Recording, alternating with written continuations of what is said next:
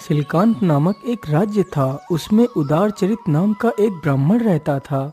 उसके पास धन संपत्ति नहीं थी, परंतु फिर भी आए गए का वह आदर सत्कार करता था।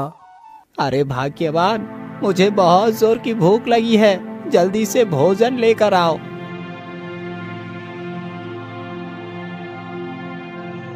ये लीजिए, ये एक ही रोटी बन पाई है उस अन्न से जो आप कल भिक्षा मांगकर लेकर आए थे।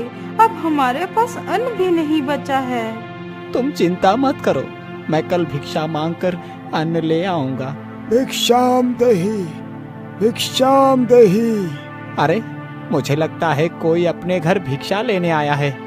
परंतु हमारे घर में तो एक अन्न का दाना भी शेष नहीं बचा है। हम उन्हें भिक्षा कैसे देंगे? तुम चिंता मत करो भाग्यवान, मैंने ये रोटी अभी खाई नहीं है। मैं यही रोटी उन्हें भिक्षा में दे दूंगा। फिर वह बाहर जाता है। पुत्र, मैंने बहुत दिनों से कुछ खाया नहीं है। यदि तुम कुछ खाने को दे दो तो तुम्हारा बहुत भला होगा। चलो बाबा, आप हमारे घर के अंदर चलो। फिर बाबा उसके घर के अंदर जाते हैं और उदारचरित उन्हें अपनी रोटी दे देता है।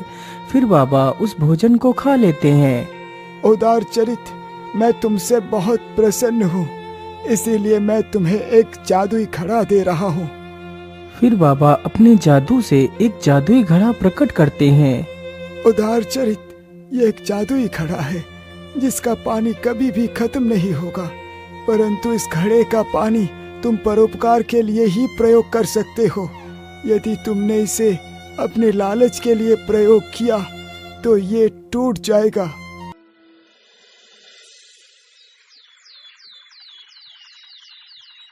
उदारचरित सभी जरूरतमंदों को उस घड़े का पानी पिलाता था।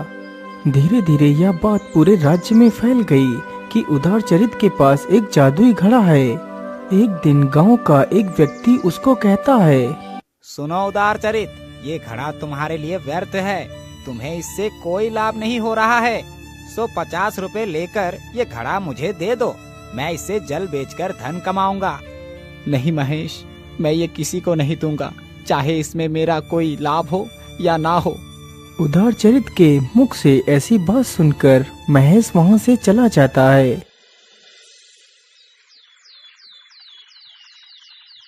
कुछ महीनों बाद अचानक ही गांव में सूखा पड़ जाता है।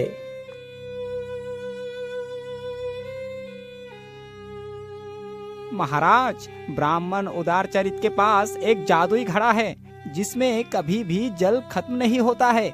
यदि आप वो घड़ा ले लें तो कुछ समय के लिए ये राज्य की समस्या दूर हो सकती है। क्या तुम सत्य कह रहे हो? यदि ऐसा है तो मैं और मंत्री स्वयं जाकर इस बात का पता लगाएंगे। फिर राजा और मंत्री दोनों ब्राह्मण के घर जाते हैं। चलते चलते राजा और मंत्री दोनों थक गए थे और उन्हें बहुत जोर की प्यास भी लगी थी। उदारचरित, हमें बहुत जोर की प्यास लगी है, हमें पीने के लिए जल दो। फिर ब्राह्मण उन दोनों को जल पिलाता है।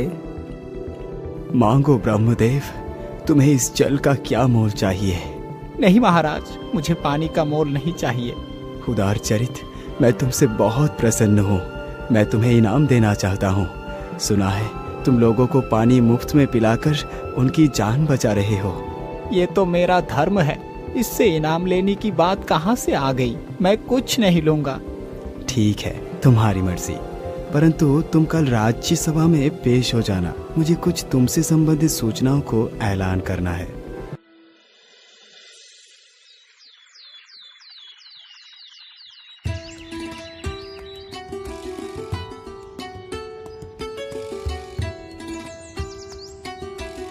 अगले ही दिन ब्राह्मण राज्य में पहुंच जाता है।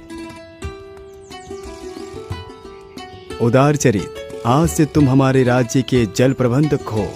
तुम्हें 100 स्वर्ण मुद्राएं प्रतिमाह वेतन मिलेगा। क्या तुम्हें स्वीकार है? ये तो पानी का मोल नहीं है ना? जी महाराज, मुझे स्वीकार है। इस घड़े से लोगों को पानी पिलाकर मुझे संतोष मिलेगा। फिर ब्राह्मण की सारी गरीबी खत्म हो जाती है। फिर वह दोनों पति पत्नी खुशी खुशी रहने लगते हैं।